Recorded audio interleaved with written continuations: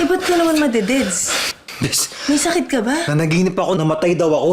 Hindi ko nga maintindihan, Bes, kasi 2 beses nangyari. Tapos, Kalma. tuwing moment na mag-propose ako kay Maddie, bigla na lang doon nangyayari. Tapos namamatay ako sa panaginip ko. Hindi ko alam kung bakit.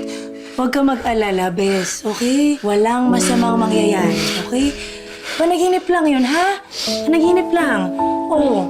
Kalma, Bes.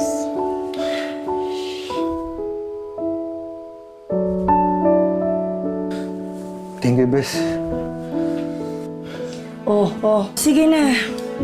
Dadaanan ko pa yung projector na may nakasulat na Will You Hindi. Ha? Wag na yun.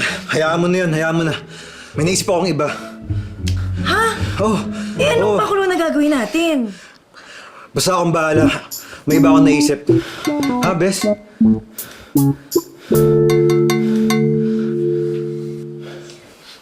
Babe, on the way ka na ba?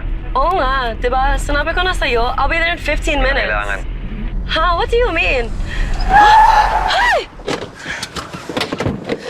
Are you stupid? Why are you blocking the road? Leo? Anong ibig sabihin nito? Maddie, ikaw ang babaeng matagal ko ng pangarap. Nung sinagot mo ako, sobrang saya ko. Kaya talagang sigurado ako na ikaw ang gusto kong makasama habang buhay. Gusto kong tanong sa'yo na, will you marry me?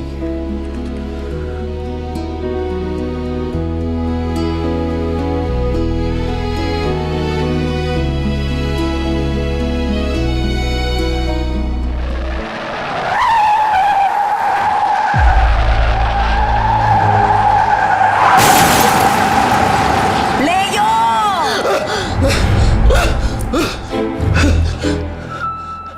Na naman? Anong na naman?